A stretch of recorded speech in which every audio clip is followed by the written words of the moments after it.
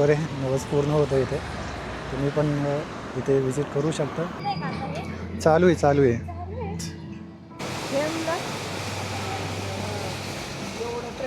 नमस्कार मित्रांनो, जय शिवराय.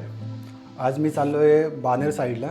बानेर डीमार्ट वगैरे सगळं आऊन वगैरे तिकडले करायचं आहे. आणि त्याचबरोबर खूप इम्पॉर्टंट काम करायचं आहे मला. ते म्हणजे माझं सारस्वत बँकेचं अकाउंट नाही का अनब्लॉक करायचं आहे.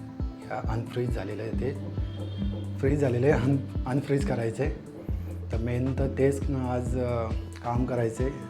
त्याचबरोबर काम पण आपलं जे पण रेग्युलर आहे ते पण करायचं आहे. आणि जर जमलंच तर एक ठिकाण तुम्हाला दाखवेल जिथे तुम्ही जे पण नवस करता तो तिथं नाही का होतो सक्सेस, यात पूर्ण होतो आपला. तर चला निघूया लवकरात लवकर. आत्ता वाजलेत आता 9:35, आपलं 9:25 झालेत. तर लवकर निघूया, कारण 10:30च्या आतमध्ये पोहोचायचं असं स्टोअरला मला अटेंडन्स लावण्यासाठी. तर चला निघूया. पेट्रोल संपलेलं आहे, पेट्रोल टाकून घेऊया, नंतर प्रॉब्लेम नको. काहीच पेट्रोल नाही राहिलेलं आता. और खूपच लाईन जास्त मोठी आहे. 156 करा.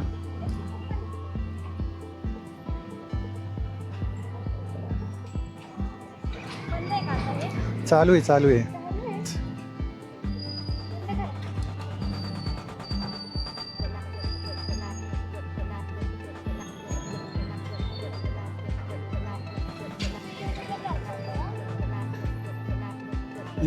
झालं. पुणेकर प्रदीप ब्लॉग्स हो, पुणेकर ब्लॉग्स जरी टाकले तरी चालेल. हो, भर दो भाई.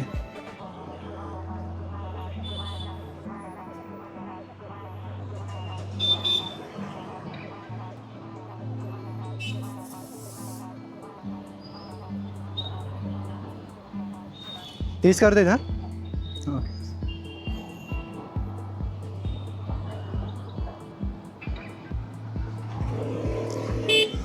चला मित्रांनो, पेट्रोल भरलं, हवा भरली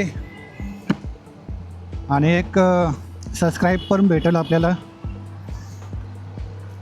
पेट्रोल पंपावरती एक सिस्टर होती, लास्ट टाईम पण विचारत होती ती की चालू आहे का कॅमेरा किंवा चॅनलचं नाव वगैरे.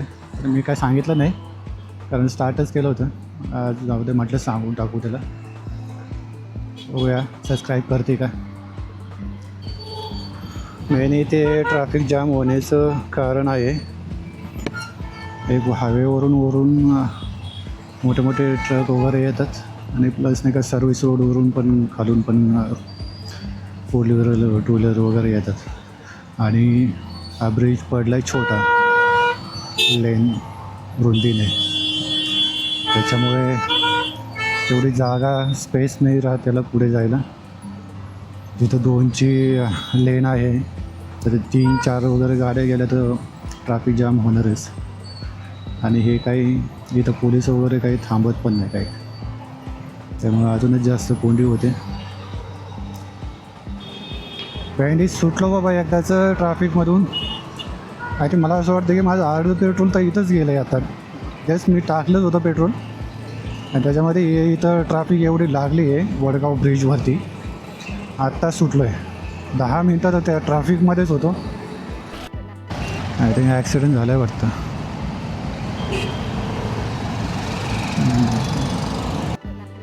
माझा पहिला जॉबमधला पहिला लेट मार्क लागणार आज.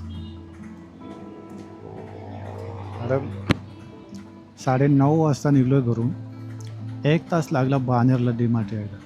अजून पण इथं ट्रॅफिकमध्ये अडकलो आहे. आता राधा चौकमध्ये आलो. इथे 10 मिनटं झाले तिथं थांबले. आणि तिथं वारजे ब्रिज या वडगाव ब्रिजमध्ये तिथं 10 मिनटं गेले.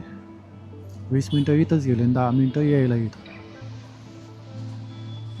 हे अर्धा तास झाला आहे, पण 1 तास गेला आहे. त्याच्यामध्ये पेट्रोल टाकले, त्याच्यामध्ये तिथं वेळ गेला. खूपच पहिला लेट मार्क लागला पहिला. मित्रांनो पोहोचलो आहे आता, खूपच उशीर झाला आहे आणि लवकरात लवकर अटेंडन्स पण लावून घेतली तर जायचं आतमध्ये विजिट करायची. बघूया काय सीन आहे आतमध्ये. ऑलरेडी लास्ट टाईम आलो होतो तेव्हा स्टॉक नव्हतं लागलेलं, आता बघूया स्टॉक लागेल. आता जाऊन आलो आतमध्ये. लास्ट टाईमचा जो सीन होता सेम तसाच आहे. परचेसवाल्याला बोललो खूप की काय लास्ट वीकमध्ये आलो होतो तरी पण तुम्ही स्टॉक नाही लावला, आता पण नाही लागलेला, प्लीज तेवढं लावून घ्या म्हटलं. कारण या स्टोअरचा खूपच इश्यू आहे, तिथे स्टॉक लागले जात नाही. बाणेर डीमार्टचं स्टोअर आहे आणि काय करणार, सगळ्याच कंपनीचं प्रॉब्लेम आहे इथे, स्टॉक लागलेलं जात नाही लवकर. स्टॉक वगैरे कमी आहे तिथे, प्लस प्रमोटर पण नाही आपल्याला आणि जास्त आपले आर्टिकल पण नाही आहे तिथे, 5च आर्टिकल येते तरी पण प्रॉब्लेम आहे त्यांना. ठीक आहे चला, बोलून तर येतो आहे, बघूया आता काय करतात. नेक्स्ट विजिटला होते का ते करेक्शन बघूया. आता इथून जायचं आहे सारस्वत बँकेमध्ये. माझा तो इश्यू आहे तो सॉल्व करायचा आहे. अकाउंट एका ब्लॉक केलं आहे त्यांनी, काय कशामुळे केलं माहिती नाही, पण जाऊन बघितल्याशिवाय आता कळणार नाही. चला सारस्वत बँकेला जाऊया, भेटूया तिला मॅनेजरला.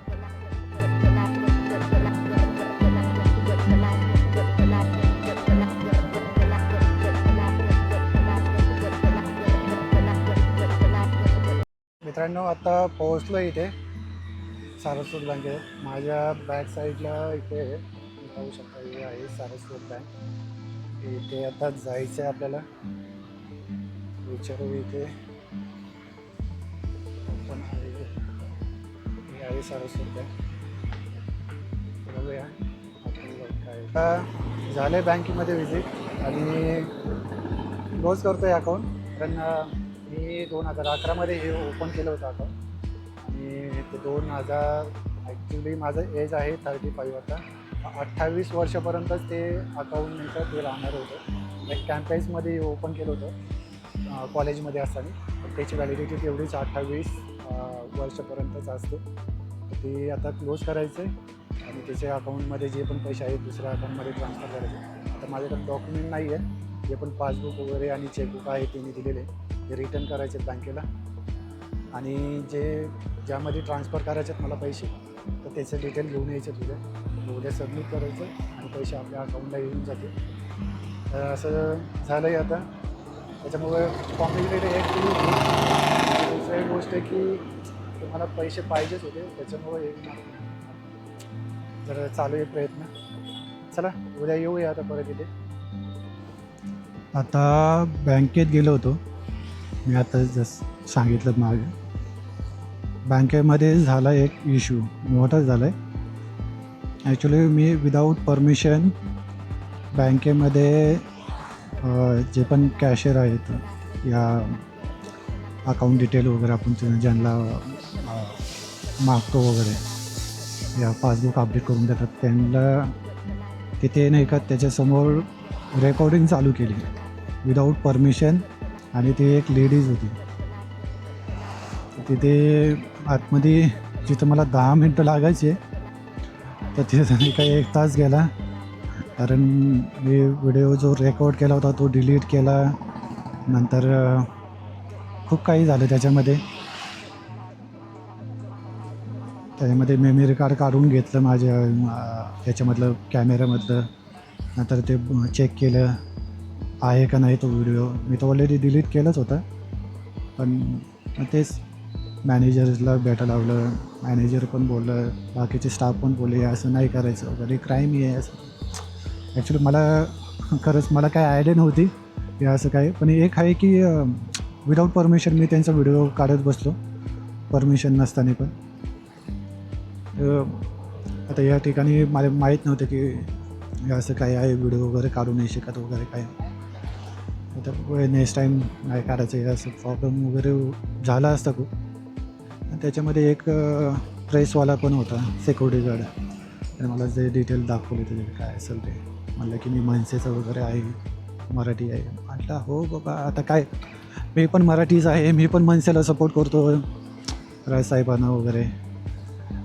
त्याची कशाला काय भीती दाखवायची. माझी चूक झाली, मी सॉरी म्हणलो मॅनेजरला वगैरे, बाकी ते मॅडमला पण. त्या चुका होत असतात, चुका सुधारायच्या असतात आणि चूक झाली तर माफी पण मागायची असते नम्रपणे.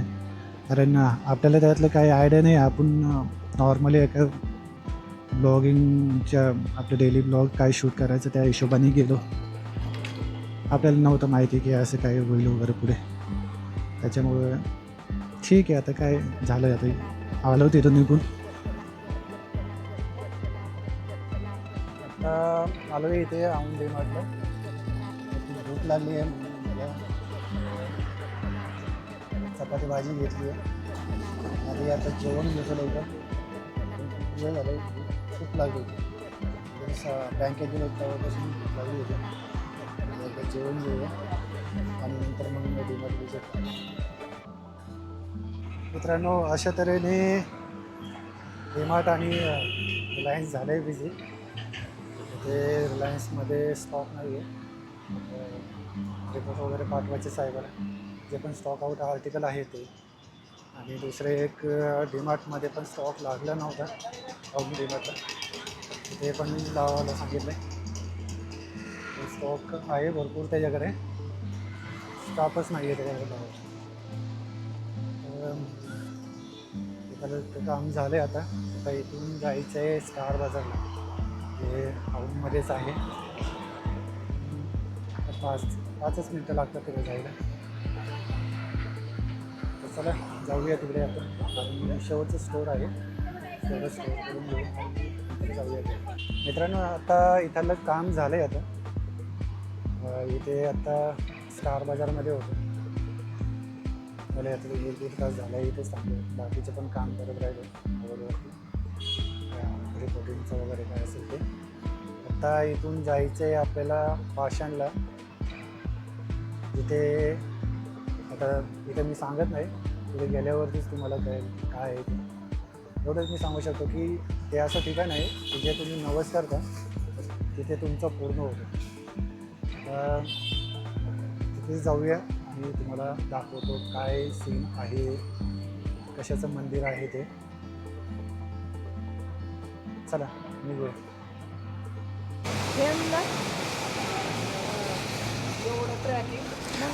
कंपनीसाठी नाही, हे माझ्यासाठी आहे. हां, हे ब्लॉग बनवतोय मी, माझ्यासाठी आहे ते, कंपनीसाठी नाही. कंपनी ट्रॅक करते ते वेगळंच राहिलं.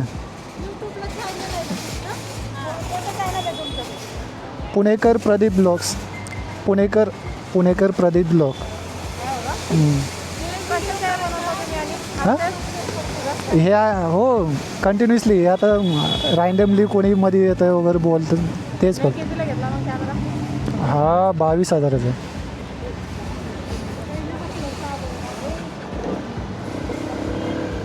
चला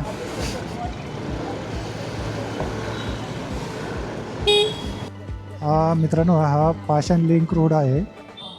तर मी आतापर्यंत जे पण रोड पाहिले, लिंक रोड वगैरे जे काय असेल XYZ, खूप सुंदर आहे. इथं खूप झाडी वगैरे आहे, तुम्ही पाहू शकता, हिरवळ आहे खूप.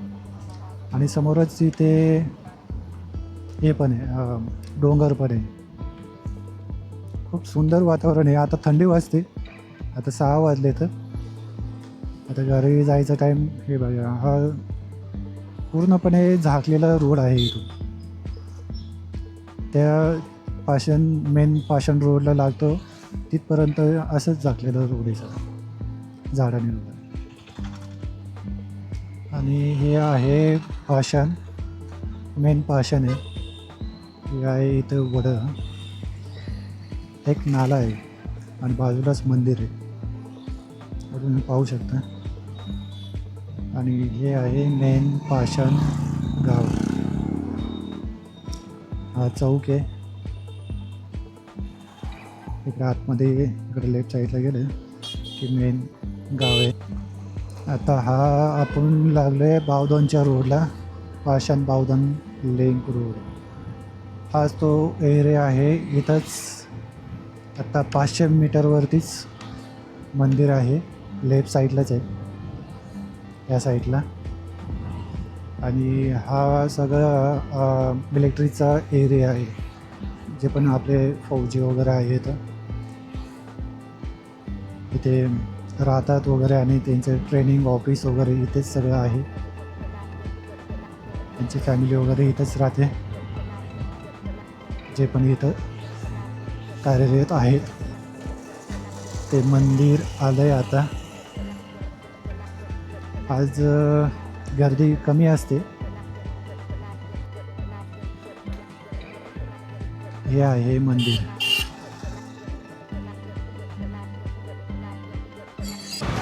मित्रांनो, आता इथे आपण पोहोचलो आहे. इथे पाहू शकता हे मंदिर. या मंदिराबद्दल सांगायचं म्हटलं तर मी 2013पासून ऑलमोस्ट 2013पासून पाहतो. आणि इथे जे पण हे करतात नवस वगैरे करतात ते इथे सफल होतं वगैरे, नवस पूर्ण होतं इथे. तुम्ही पण इथे विजिट करू शकता. आणि दुसरी गोष्ट की इथे मंडे टू फ्रायडे नाही का खूप गर्दी कमी असते, तर त्याच पिरियडमध्ये तुम्ही इथं या आणि जे काय असेल आपली मनाची इच्छा असेल ती बोलून जातो आणि तिथे पूर्ण होते. राम मंदिर आहे असं इथे बघू शकता तुम्ही. इथे शनिवारी येऊ नका, कारण इथं खूप गर्दी असते. इथे लांबपर्यंत जो तो बोर्ड लागला आहे तिथपर्यंत नाही का ट्रॅफिक जॅम राहतो. आणि इथे खूपच म्हणजे 4 व्हीलर पण लागलेलं आहे वगैरे असं. त्याच्यामुळे तुम्हाला जेवढं ऑफ डेमध्ये यायचं असेल तुम्ही इथं येऊ शकता. बघूया, आता घरी खूप उशीर झाला, घरी पण जायचं. कारण सकाळी 10 वाजल्यापासून ते संध्याकाळी 6 वाजेपर्यंत थांबाच लागतं. चला, जरा थोडी भूक लागल्यासारखे झाले आणि मला पित्ताचा खूप त्रास होतो. मला आधी थोडे कच्चे दाबे खाऊन घेऊया, नंतर घरी जाऊ. कारण काय त्रास होण्यापेक्षा आपल्या 20 रुपयाची कच्चे दाबे खाल्लेले बरं आहे. इथं समोर आहे कच्चे दाबेचं, इथं खाऊन घेऊया लवकरच. तुला मित्रांनो, कच्ची दाबे खाल्ली आता, थोडं जरा बरं वाटतंय.